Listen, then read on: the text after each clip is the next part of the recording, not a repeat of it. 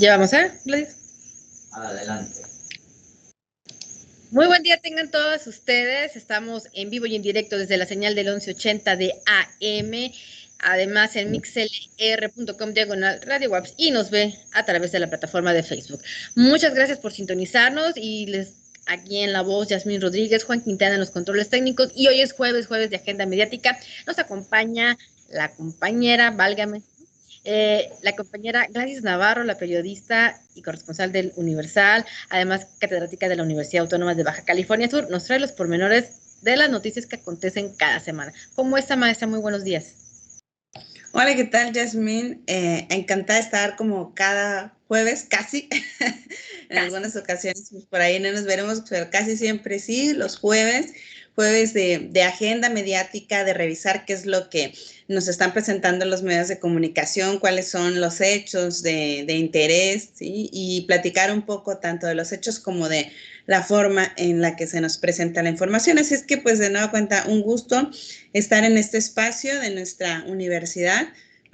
Y bueno, en principio han pasado varias cosas desde luego, como siempre, y como siempre no nos alcanza el tiempo para abordar todo lo que quisiéramos, pero pienso que por la fecha, algo de lo más reciente que tenemos, sin duda, y creo que importante abordar también, y a nosotras nos toca, es en el marco del Día Internacional de Acción Global para un Aborto Legal y Seguro, que fue el día 28 de septiembre, pues a nivel eso internacional, en diversas regiones se llevaron a cabo actos de protesta, en demanda, ¿sí? De la despenalización del aborto, la legalización también, que sea esta práctica legal, segura, gratuita y que vaya también acompañada de toda una estrategia del Estado para la protección de las mujeres, para la educación sexual, ¿no? Desde las infancias. Entonces,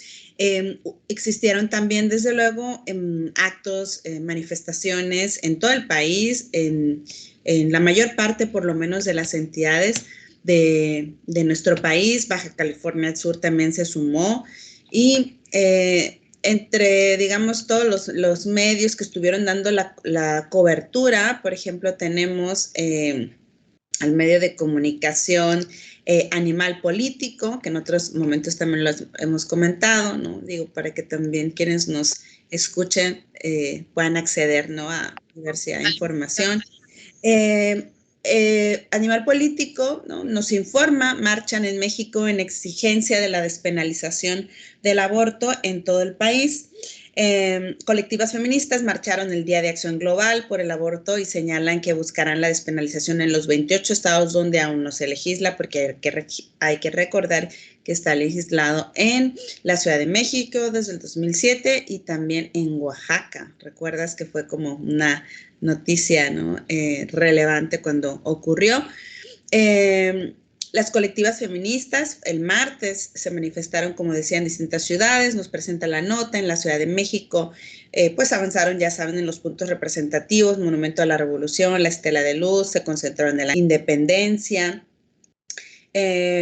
Varios de los manifestantes fueron rodeados por policías, nos describe la nota. En un solo contingente avanzaron sobre Reforma, Paseo de la Reforma, y se fueron al Zócalo, estuvieron cantando pues sobre todo esta canción, ¿no? Que la ubican muy bien como parte del movimiento, Canción Sin Miedo de Vivir Quintana. ¿Qué señalaban las colectivas en la protesta? Pues que se realizaba para exigir la despenalización del aborto en todo el país, porque solamente en 4 estados es posible interrumpir el embarazo durante las 12 primeras semanas. Esto es importante, ¿no? Como reiterarlo, que ese es el planteamiento, así como que se deje de criminalizar a las mujeres, y también en algunos, digamos, sectores de los colectivos también hablan de las personas gestantes, por decir, sobre su cuerpo. Y pues así avanzaron. En la nota presentan, digamos, el recorrido con algunos clips de video integrados de Twitter. Hay que recordar que, bueno, también cada vez más los medios de comunicación están vinculando sus redes sociales, buscando la manera de atraer a las audiencias. Hay una red interesante que la recoge esta nota, digamos, parte de la documentación que realiza. La red Rompe el Miedo, que se creó hace unos años en el proceso electoral. En uno de los procesos electorales, es para documentar las agresiones a activistas, defensores de derechos humanos y de periodistas. Y esta red Rompe el Miedo, que tiene, por cierto, como un capítulo de La Paz, y estamos ahí al pendiente, integrados también para notificar de alguna agresión. La red Rompe el Miedo documentó el uso de cuetones, de gas y humo de extintores de parte de uniformadas, de policías, por lo que pidió a las autoridades el martes que estuvieran actuando apegadas al protocolo de actuación policial para estos casos.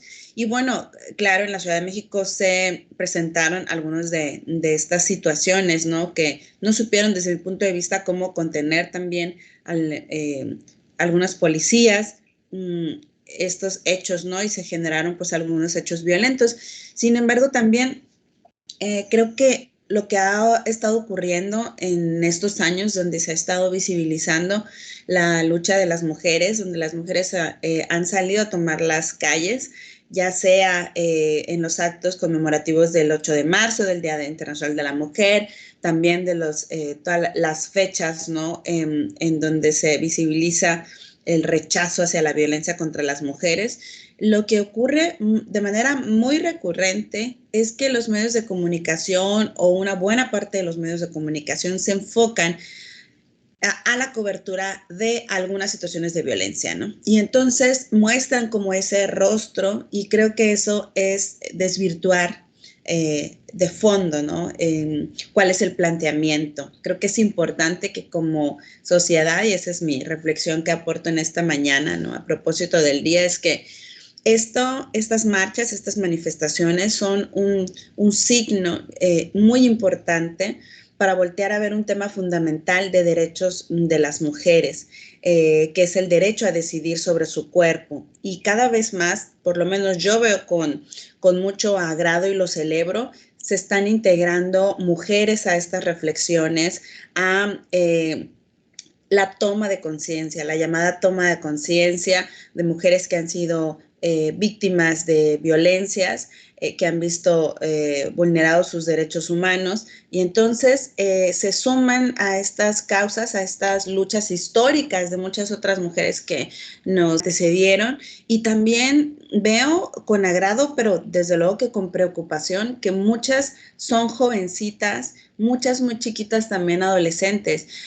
Una con agrado, ¿por qué? Porque creo que están tomando conciencia de la situación, pero lo lamento porque quiere decir también que desde muy jóvenes, y eso es lo que hemos registrado, las mujeres hemos sido víctimas de violencia, ¿no? Desde muy jóvenes, desde adolescentes, en cualquier nivel, en cualquier espacio, en el espacio de la familia, doméstico, ocurre con mucha frecuencia, lamentablemente, en las escuelas. Antes de empezar el confinamiento por la pandemia, veíamos, ¿no?, cómo este movimiento de los tendederos, las denuncias para visibilizar el acoso escolar, que un poco medio se apagaron allí. Entonces, se está tomando esta conciencia, y bueno, se están integrando también cada vez más jóvenes y adolescentes a estos actos para visibilizar las violencias y por la defensa de los derechos humanos de las mujeres. Entonces, estas manifestaciones ocurren distintas, no solamente fueron marchas, existieron lo que denominan como intervenciones, porque realizan ya sea pintas, ¿no? Colocan, por ejemplo, en el caso de Baja California Sur, de La Paz y Los Cabos, donde colocaron pañuelos grandes a esculturas del malecón, a bustos, ¿no?, de hombres, también los hombres ilustres, ¿no?, de la historia en las diferentes plazas. Y es una manera de protestar. Colgaron mantas en los puentes. Y de pronto aquí, como decía en la propuesta de análisis o de reflexión, es que muchos medios de comunicación todavía siguen como esta línea de visibilizar la violencia y de mostrar estos actos de justa rabia, dirían muchas, y yo me sumo a decirlo así, a conceptualizarlo, se redujeran nada más a eso, ¿no? A violencia, entre comillas. Y entonces pierden o desvían, reitero, ¿no?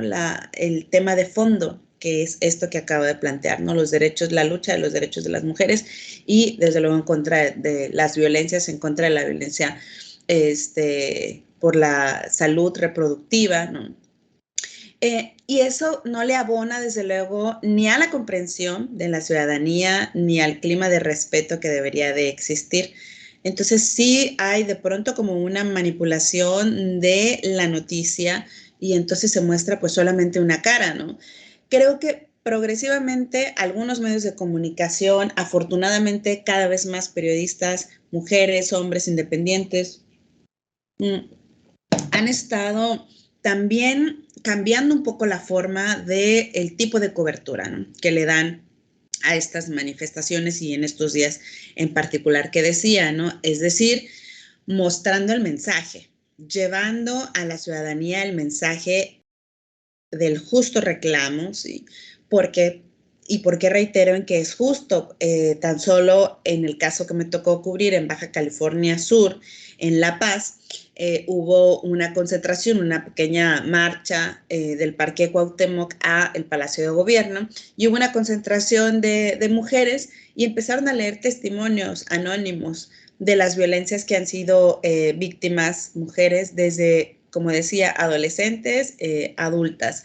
Y por supuesto, estos testimonios también fuertes de cómo han tenido que abortar por sus propios medios. Entonces, cómo han sido acompañadas en unos casos y lo que les ha representado, pues, ¿no? El hecho de hacerlo en la clandestinidad, de pronto también con la sensación de peligro, ¿no? Y todo esto a raíz de la falta de legalización sobre el tema. Entonces, pues por eso, ¿no? Justo me parece que no se visibilice por una, digamos, mayoría de medios de comunicación el problema de fondo, lo que han estado viviendo y padeciendo en muchos casos las mujeres. Entonces, pues esto es lo que se presentó, ¿no? En la marcha. Durante toda la movilización también hubo en la Ciudad de México y en otros puntos como este monitoreo de parte de activistas en materia de derechos humanos y tal. Y bueno, como decía, Baja California Sur se integró también a estos actos de protesta y hay que recordar que hace apenas unos meses también se rechazó, antes de concluir la legislatura pasada, se rechazó esta propuesta para despenalizar el aborto, ¿no? Hay que un poco como aclarar, resumir que en Baja California Sur se han tenido ciertos avances en materia de la despenalización. Es decir, se permite el aborto bajo ciertas causales, que si se pone en peligro la vida de la madre, que si es producto de una violación, que si es producto de, digamos, una incitación, ¿no? a ello, si viene digamos, el feto con una malformación, ¿sí? Entonces, existen estas causales, pero no por la decisión simplemente de las mujeres, ¿no? Eso se sigue criminalizando y penalizando. Entonces, el planteamiento a nivel nacional es que haya una despenalización y que ahora, después de lo que platicábamos hace unas semanas con esta resolución de la Suprema Corte de Justicia que señaló justamente la despenalización, ahora lo que tiene que ocurrir es que en las entidades se adapte el marco normativo en cada código, ¿no? Que se quite justamente el aborto del Código Penal, ¿no? Porque en diferentes estados existen unas penas, ¿no? Entonces no hay una libertad para la mujer que decide hacerlo y solamente bajo estas condiciones y cambia, ¿no? De un estado a otro. Y hay información, o sea, basta, en la red pueden encontrar de como las consecuencias de esta criminalización de las mujeres y de la falta de una legislación. Decían las jóvenes, aquí en el caso de La Paz, y me llamaba mucho la atención, como eran muy puntuales en decir, el aborto, las mujeres van a seguir teniendo acceso, lo van a hacer con o sin el acompañamiento del Estado. es decir, con el acompañamiento de las propias mujeres, ¿sí? Hay maneras, lo sabemos, pero no tendría que ser necesariamente así, ¿no? Como si, reitero, en la clandestinidad, ¿no? Y puede ser seguro también, subrayaban las manifestantes, pero el escenario ideal es que fuera el propio Estado que proporcionara todas estas condiciones de seguridad, de gratuidad, además, como ya existe desde hace varios años, decíamos, en la Ciudad de México, por ejemplo, pero no existe en otras entidades. Tenemos que ir avanzando en el respeto de los derechos humanos. Yo todavía hoy, con eso hago una pausa, porque para que puedas comentar, porque si no yo sigo hablando y no me callo, ya sabes. Pero decía, ¿no? Tenemos que ir avanzando en el reconocimiento de los derechos y a mí todavía me causa ruido, es lo que iba a comentar, cómo de pronto hay quienes, he escuchado comentaristas, he escuchado analistas, he escuchado a hombres que comentan sobre el tema, un tema que le compete a las mujeres, porque es el cuerpo de las mujeres, entonces comentan, ¿no? Hay que analizarlo, hay que llevarlo a la reflexión, al análisis, al debate. Y yo soy contundente en esta parte. Los derechos humanos no se debaten, no se consultan, no se dialogan. Los derechos humanos, los derechos de todas las personas se ejercen y se respetan. No hay más, ¿no? Claro, sí, es muy lamentable, ¿no?, la situación que se vive, ¿no? En el sentido de porque hay que cuestionar los derechos humanos, como bien lo estás mencionando. ¿No se nos fue la compañera Gladys o soy yo? ¿Soy yo? No me veo, pero sí te escucho. A ver. Bueno, pero yo sí estoy, bien, es que como no te vi ya perdí detalle. Bueno, sí, efectivamente, ¿no? Esta parte lamentable de poder cuestionar, ¿no?, los derechos humanos, como bien lo estás. No deberíamos tener por qué pasar por esas situaciones. Algunos de los datos interesantes que sacan algunos medios de comunicación, como es el caso del Financiero o bien en el caso de La Jornada, y aquí no me puedo ver aquí otro medio. Bueno, platican, hablan acerca de la acción global, ¿no?, como tal, y que se está conmemorando en diferentes partes, pero también hablan acerca de estos datos duros que tú mencionabas al inicio del programa, ¿no? Más de un tercio de las mujeres tienen abortos inducidos, ¿no? Entonces, esto lleva a las complicaciones. No tiene por qué llegar a este tipo de complicaciones. Si bien también estos días se prestan los discursos de diferentes medios también para platicar casos en específico. Tú lo comentas de lo que hubo en la manifestación, y algunos medios pues hablan acerca de las historias, ¿no?, que se han enfocado sobre este tema. Entonces, también otro de los temas que parten, ¿no?, sobre esto es acerca de esas mismas complicaciones, ¿no? Y lo platican en torno al tema de la mujer rural, ¿no? A la mujer rural que es pobre, a la mujer pues que está vulnerada, y en sí pues varios detalles allí. También otro de los datos que están, ¿no? Perdón, es que 1 de 4 mujeres sufren complicaciones por no recibir atención a tiempo. Entonces, pues son datos catastróficos, ¿no? Porque también otro dato es que la mitad de los embarazos dicen ser no planeados. Hablamos de un 54%, y pues es muy posible que eso se resuelva mediante un aborto inducido. Entonces, tiene que ver con todo eso que estás platicando, lo que se platica mismo en la manifestación. Así que uno de los datos que dicen que hay de la Ciudad de México es que del 2007 al 2021 se registraron 237,643 abortos legalizados, ¿no? Eso fue, y también de forma segura, de acuerdo al informe que tiene el gobierno de la Ciudad de México. Eso es bien importante, ¿no?, para recalcar que ha sucedido y cómo se van dando este tipo de campañas a favor o en contra del aborto, o sea, cómo se van figurando en nuestro colectivo imaginario o en la misma agenda mediática. Entonces, hay muchísimos datos que se pueden recoger, y sobre todo manifestarse, ¿no?, que es una de las cosas que quedan para visibilizar este problema, ¿no? Que si bien uno no quiere, no es que, como mencionaron también en la misma manifestación, no es que busquemos abortar, lo que buscamos es ese derecho humano que tenemos y que no se cuestione. Yo compartí una imagen de tantas, ¿no? En Instagram, ahorita que comentas eso, o sea, lo que estamos, y desde luego que yo me sumo a ello, me he sumado, lo que estamos exigiendo es que el aborto sea legal, no obligatorio, ¿eh? O sea, hay una gran diferencia, o sea, legal, no obligatorio. Entonces, es simplemente que la mujer que así lo decida, ¿no? En las condiciones, en el contexto en el que haya ocurrido, en fin, pueda acceder a este derecho, ¿no? Sobre su cuerpo, a decidir sobre su cuerpo. Entonces, eso es todo. No es no que sea una obligatoriedad. A propósito de estos datos, a mí me gustaría como agregar algunos del contexto internacional. Amnistía Internacional, que es una ONG, ya sabemos, en pro de los derechos de todas las personas. Entonces, comenta que a partir de el 7 de septiembre, que sabemos de la resolución de la Suprema Corte de Justicia al respecto de la despenalización del aborto, pues también hace como un recuento de cómo varios países han estado modificando su legislación para permitir un mayor acceso al aborto. Señala que en los últimos 25 años, más de 50 países han modificado su legislación para permitir mayor acceso al aborto, en ocasiones reconociendo el acceso al aborto sin riesgos, digamos, reconociendo que ocurre sin riesgos, que es fundamental para la protección de la vida y la salud de las mujeres.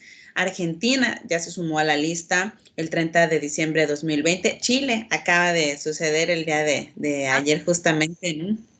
También el 20 de diciembre decía Argentina, con la aprobación del Senado, permite la interrupción del embarazo hasta la 14ª semana de gestación.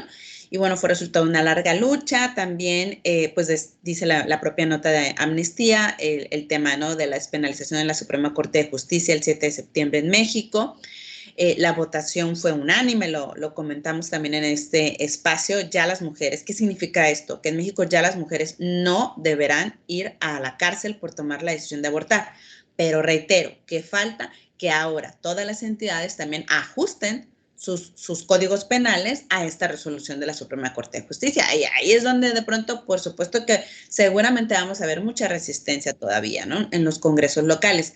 También nos comenta Amnistía que, a pesar de la tendencia a reformar la legislación para impedir las muertes y las lesiones en algunos países, entre ellos Nicaragua, El Salvador, República Dominicana, Honduras y Malta, mantienen leyes draconianas totalmente y discriminatorias que siguen prohibiendo el aborto prácticamente en todas las circunstancias, es decir, ni siquiera bajo causales, incluso en producto de una violación, en fin. De hecho, la Organización Mundial de la Salud en todo el mundo señala que el 40% de las mujeres en edad de procrear viven con leyes sobre el aborto muy restrictivas. Casi la mitad de las mujeres en edad de procrear, no estamos hablando de eso. O donde, aunque el aborto sea legal, no se dispone de servicios de aborto o son estos inaccesibles. En esos estados, comenta Amnistía, el aborto está prohibido o solo se permite en circunstancias muy restringidas, o si es legal no es accesible debido a múltiples obstáculos existentes ya en la práctica, ¿no? O sea, sería como entre comillas legal. Incluso en estados con acceso en general a servicios legales sobre el aborto, las personas embarazadas pueden encontrar también múltiples restricciones. Y también luego hace un análisis en esta nota de cómo también la pandemia vino a acentuar las violencias contra las mujeres y contra la atención médica de las mujeres, ¿no? Y dice, a consecuencia del COVID, muchas de las personas les está resultando más difícil que nunca acceder al aborto y a la contracepción, ¿no? La organización Mary Stops Internacional, que es una ONG que proporciona servicios de información y de aborto en 37 países del mundo, advirtió que COVID podría tener un efecto devastador en la salud materna. Esta organización calcula que en los 37 países en donde trabaja, las alteraciones causadas por el COVID podrían dar lugar a 3 millones más de embarazos involuntarios, 2.7 millones más de abortos inseguros y 11,000 muertes más relacionadas con el embarazo. Son las cifras de estas organizaciones especializadas en estos temas. Entonces, frente a ello, por supuesto que se hace necesario, decía, ¿no?, la reflexión al respecto de que es urgente la modificación del marco jurídico en todas las entidades en México, ¿no?, para seguir evitando los fallecimientos, las lesiones de mujeres y sobre todo esta sensación de criminales todavía, como si estuvieran haciendo un acto criminal. Y para concluir el tema, yo todavía escuchaba hace un par de días, previo, digamos, a la manifestación, unas declaraciones del obispo de la diócesis de La Paz muy severas en contra de la despenalización del aborto y, por supuesto, atacando directamente a las mujeres, ¿no? Entonces, pues esto es lo que está en la agenda de la agenda, porque también hay un montón de cosas, de temas políticos. Está Naya con sus videos, ¿no? Y el tema de los sobornos y cómo continúa siendo noticia por el caso de Odebrecht, en fin. Y bueno, en el ámbito local, el tema que traemos es que pues ya se cumplieron 15 días de la gestión del gobernador Víctor Castro Cosío y en esta última semana llegaron a tomar protesta las alcaldesas y el alcalde Óscar Lex. Ya llegaron, se instalaron con sus cuerpos edilicios en los 5 municipios del estado. Entonces, en principio, bueno, vamos a ubicar como quiénes son, ¿no? Y en el caso del municipio de Mulegé, pues llegó Edith Aguilar Villavicencio, es el municipio que retuvo, ¿no?, el PAN, rindió protesta como presidenta municipal y se comprometió a un gobierno incluyente y cercano a la gente, dijo. A mí me llama la atención que en todos, porque fue desde el norte, ¿no?, Mulegé, Loreto, Comondú, La Paz y Los Cabos, así se concluyó. El gobernador del estado estuvo, desde luego, tomando protesta, pero además envió un mensaje de mucha cercanía con los ayuntamientos, de mucho compromiso con los ayuntamientos, porque pues hay que tener claro que los ayuntamientos están en la quiebra, en la ruina completamente, ¿no? Históricamente han sido encabezados, desde mi perspectiva y por los datos que se han arrojado, por autoridades que no han sido eficientes en el uso, en el ejercicio del gasto público. Lo manejamos en este espacio en algunos momentos también, las crisis del ayuntamiento de Mulegé, justamente los paros de policías, la falta de pago, la falta de servicios. Bueno, al ayuntamiento de La Paz hasta le cortaron la luz antes de que entrara Milena, o sea, la falta de recolección de los servicios, la falta de atención a los servicios públicos, recolección de basura, la falta de disponibilidad de agua. O sea, parecía que no había gobierno, pues, ¿no?, en los municipios. Entonces, creo que el que menos fue problemas, por lo menos en la recta final, quizá solamente fue en el caso de Los Cabos, pero se visibilizó mucho en el resto. Entonces, bueno, llega la alcaldesa Edith Aguilar, que hay que recordar que ella fue diputada en una legislatura medianamente reciente y estuvo participando también en varios trabajos. Yo la ubico a ella en la Comisión de Equidad y Género en el Congreso cuando fue diputada. Estuvo impulsando varias leyes a propósito del aborto también, a pesar de todo, porque estaba en el PRD en ese momento. Estaban impulsando parte de la despenalización, un poco ahí revisando. Entonces, pues esperemos que llegue con esta perspectiva, ¿no?, de apoyo a las mujeres, de respeto a los derechos humanos, y de verdad es que gran encomienda, es decir, porque es un municipio muy difícil, uno de los más... Las últimas administraciones no han sido caóticas, y no solamente al final de la administración, sino prácticamente durante cada... Sí. Y es una cosa como para analizar, y sobre todo los expertos en finanzas o las expertas en finanzas también, cómo este municipio que tiene, bueno, toda esta gran extensión territorial, pero además tiene la salinera más grande del mundo, ¿no? O sea, que tiene participación en el Estado mexicano, tiene esta reserva natural también que permite cierta o debería, a lo mejor ya entraríamos a otro tema, cierta explotación, buen uso buen uso y aprovechamiento, ¿no?, de la reserva de la biosfera en la zona norte, en esta región de Mulegé. También tiene el sector pesquero, ¿no?, que es reconocido también y tiene exportaciones, está la pesca de la langosta. En fin, hay cooperativas muy poderosas en la región norte. Entonces, pues por eso digo, ¿no? Históricamente hay poblaciones, comunidades muy aisladas, comunidades en la zona serrana que de verdad siguen en condiciones de muchas carencias y sobre todo de falta justamente de acceso a los derechos a los que les corresponden, ¿no? O sea, básicos, agua, luz, lugares donde no hay este tipo de servicios. Entonces, pues gran reto para el municipio de Mulegé. Y también tenemos que, bueno, Paola Cota tomó protesta como alcaldesa también de Loreto, ¿no? Esta alcaldesa, bueno, fue una jornada, ¿no?, de la noche del sábado también. Estuvo el gobernador, ¿no? Estuvo el gobernador, le tomó protesta y de nueva cuenta el gobernador hizo como este mensaje que, a pesar de que fueran, ¿no?, de panistas también, bueno, que él iba a estar allí, acompañamiento, o sea, sin distingo de colores, de pertenencias o ideologías políticas. Allí, algo de lo que comentó y que recoge en la nota primero BCS, señala que el ayuntamiento va a resolver un tema añejo para el municipio de Loreto, que es el relleno sanitario que necesita la comunidad, que es un pendiente que ha sido utilizado como bandera política de muchos años, decía, ¿no? También destacó la importancia de, digamos, impulsar la actividad turística en Loreto, de darle un impulso fuerte o contundente, ¿no? También. Y en el caso de este municipio, yo lo que puedo comentar es que mucho ha faltado porque se planteó en los años 70, si mal no recuerdo, junto con el municipio de Los Cabos, como que iban a ser destinos integralmente planeados. Entonces se hicieron también los centros Fonatur y nunca despegó.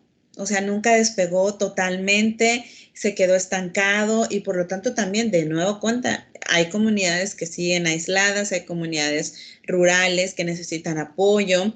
El tema del agua potable es importante también, la falta de disponibilidad de agua y también muy recientemente esta cuestión de la mina de cobre, ¿no? De Santa Rosalía, también esta controversia que se dio, ¿no?, de la minera, porque si seguía, ¿no?, si ubicas, también le afecta, estaba platicando yo con algunas personas del municipio y de ONGs, porque han identificado contaminación en el mar, ¿no?, por los desechos de la mina en Santa Rosalía, de la minera El Boleo. Entonces, bueno, pues tienen un gran también reto, tiene la alcaldesa en el municipio de Loreto que pueda seguir fortaleciendo su actividad económica y atender al montón de comunidades rurales que están allí, la atención igual de la basura, en fin. Luego nos vamos al municipio de Comondú. Ahí ya viene Morena, ¿no?, con Ileana Talamantes. Es una alcaldesa muy joven, ¿no?, de las más jóvenes, me parece, que va a estar gobernando.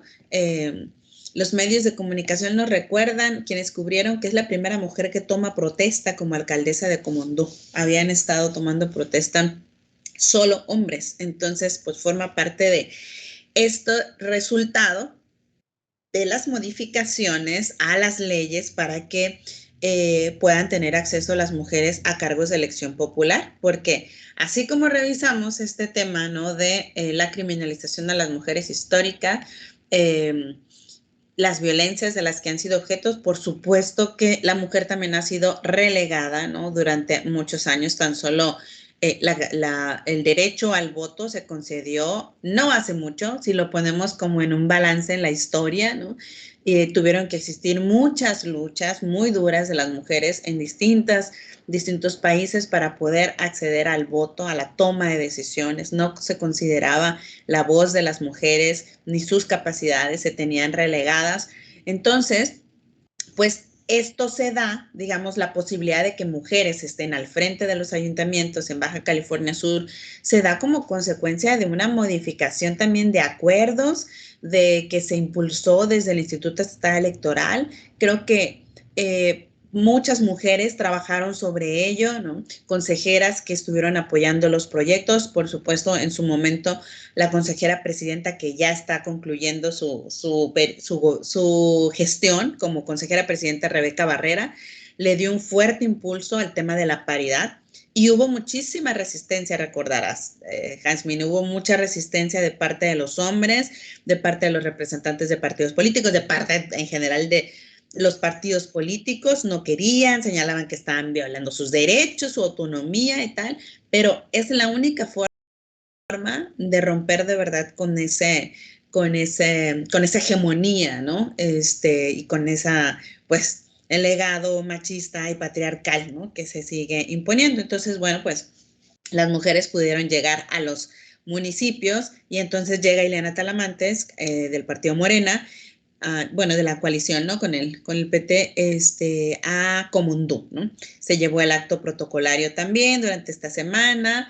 Y bueno, pues allí ella refrendó su apoyo a la 4T y también estuvo el gobernador dándole su apoyo, habló sobre la paridad en una nota del Sudcaliforniano que comparto, de la compañera Irina Márquez. Señaló la necesidad de la igualdad de oportunidades, no solamente para mujeres, sino para todos. Habló de que se va a impulsar al sector agrícola, ¿no? Como es natural en el municipio de Comondú, es una región donde se explota la agricultura. Habló de los problemas en las zonas serranas, de la gestión de nuevos proyectos también para el agua, el gran problema de Baja California Sur.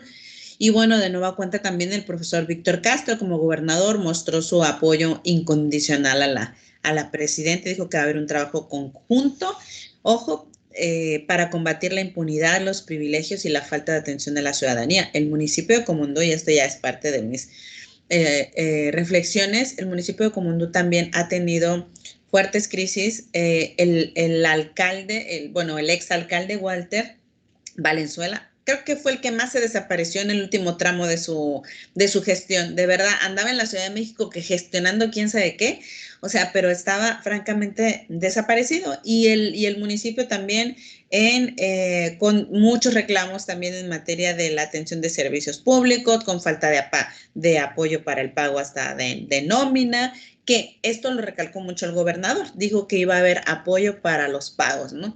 Y yo me pregunto nada más de dónde, ¿eh? O sea, ¿cómo le van a hacer también el gobierno del estado para poder cumplir con todos los compromisos de arropar a todos los municipios? O sea, yo sí creo que debe de haber un respaldo, sin duda, importante, pero también no podemos dejar de ver, me parece, la responsabilidad que tienen los ayuntamientos de una buena gestión. O sea, que eso es lo que ha faltado también. Y entonces, de hacer una depuración, de revisar los tabuladores de sueldo, de ver dónde ahí está esa fuga de recursos, ¿no? Y de dónde se puede hacer ahorros y demás, ¿no? Entonces, el combate a la corrupción, que será fundamental, la austeridad. Pero de pronto a mí me deja la impresión que están, sobre todo, como decía, las alcaldesas de La Paz, de Comondú y bueno, también las del norte, muy confiadas en la capacidad del gobierno del estado de hacerle frente, pues, ¿no? A este respaldo. ¿Quién sabe? Vamos a ver cómo se desarrolla todo esto. Bueno, llegamos también a la toma de protesta de la alcaldesa Milena Quiroga, también se dio, fue en el Teatro Juárez. ¿Vas a comentar algo? Te voy a decir como que... No, te iba a preguntar que a todas de esas tomas de protestas, ¿a cuáles fuiste? A ¿Por qué no? ninguna. No, porque porque COVID. El COVID está en el aire todavía, porque la verdad valoré, ¿no? Y yo estuve dando el monitoreo, ¿no? Hice el monitoreo, la revisión, el análisis, estuve contactándome con la gente y esto es algo importante, ¿no? cuando uno le toca la diversidad de fuentes, pues tienes que ir viendo, ¿no? ¿Qué sacrificas? ¿En dónde sigues trabajando? ¿No? ¿Qué? Y sobre todo en este contexto de la pandemia, porque el día de ayer tuvimos conferencia de prensa y nos informaron que continúan, digamos, cierta estabilidad de contagios, pero hacía un planteamiento una compañera periodista y es cierto, y eso fue lo que yo estuve observando, monitoreando. Pareciera que a los políticos y a muchas mujeres también que se dedican a la política, ya se les olvidó, el COVID. Era un apapachadero, era una serie de abrazos, de besos, de tomas de mano, lugares, no se respeta la sana distancia, o sea, realmente los protocolos pareciera como que ya se están dejando de las propias personas que están yendo a los... Y estos eventos de toma de protesta no fueron la excepción. El evento, por ejemplo, que me hubiera gustado o hubiera podido hacer algún ajuste, porque también estoy en semana de módulo, entonces pues justo los horarios tampoco me daban, ¿no? Tendría que hacer como sacrificar. Pero podría haber hecho algo así para el caso de Milena Quiroga que me interesaba, pero resulta que fue en el Teatro Juárez, en un lugar cerrado.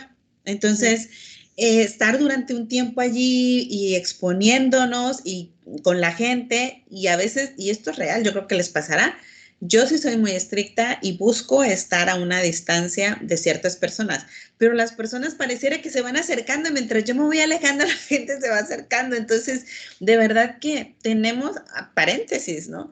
Tenemos que hacernos a la idea de que vamos a retomar, ya estamos retomando nuestras actividades porque fui a los actos, digamos, de toma de protesta del profesor Víctor Castro, sí fui, estuve también en la toma de protesta de los miembros de su gabinete, había muchas personas y demás, o sea, son los riesgos que uno decide cómo correr, pero buscar también la manera de cómo sí hacerlo. O sea, eso era fundamental, entonces sí lo decidí y sí acudí. Pero me llama mucho la atención que muchas personas todavía como que no han asumido esa parte de la responsabilidad. Tenemos que aprender a convivir con el bicho, ¿no? Y aunque tengamos la vacunación y todo, entonces de pronto como que, no, o sea, se olvida, ya estamos en verde casi, perdón, ya estamos en amarillo casi en verde, y ya, como si no hubiera ese riesgo. Entonces, pues bueno, les digo, ¿no? En el caso de Milena Quiroga fue en el Teatro Juárez, allí tomó protesta, fue como un mensaje muy sensible, ¿no? Lloró en algunos momentos, agradeció a su familia, señaló igual el combate a la corrupción, igual el respeto a los principios, dijo, de la 4T, la austeridad. Y bueno, finalmente también el caso de la toma de protesta del profesor Oscar Lex, ¿no? Que fue en el municipio de Los Cabos, y prácticamente es como el mismo mensaje, por lo menos de estos tres alcaldesas, las dos alcaldesas y el alcalde comprometidos con la 4T, señala, ¿no? El municipio de Los Cabos, ¿qué retos tienen? Ya lo hemos platicado en muchas ocasiones, pero especialmente el crecimiento, como en general en Baja California Sur, desde mi perspectiva es el acceso al agua potable, es decir, tiene una crisis de agua, está pendiente la desaladora. La alcaldesa Armida Castro no se fue como ella quería poniendo la primera piedra de la desaladora, no ocurrió, y el crecimiento ordenado, porque si algo le ha, digamos, hecho daño a Los Cabos ha sido el crecimiento desordenado en materia turística, ¿no? Esta construcción, este modelo, ¿no? De grandes de resorts, ¿no? Que se han apropiado del territorio costero, que han impedido también el acceso a las playas, el disfrute de las playas, que es un derecho, ¿no? Público. Entonces, creo que necesitan ese reordenamiento, pero vamos a ver si se logran conciliar los intereses también y si el profesor Oscar Lex puede ser pues un buen gestor de todo ello, ¿no? Y parte del último tema en un minuto es justo lo que... Sí, es justo lo que... Tarde, ya, además empezamos tarde. Ya. No, tú te quedas así como que yo les sigo escuchando y yo sigo hablando. Pero a propósito de la toma de protesta de la alcaldesa, ocurrió la primera sesión de Cabildo. ¿Y qué ocurrió en la primera sesión de Cabildo el día de antier? Que fue la propuesta de austeridad de la alcaldesa, una revisión del tabulador de salarios y básicamente el enfoque fue en que las y los regidores haya una disminución del sueldo hasta 45,000. La alcaldesa, su sueldo sería de 80,000. Desde mi punto de vista, también está altito, ¿eh? O sea, creo que también había una necesidad de bajarle, ¿no? A su sueldo, pero bueno.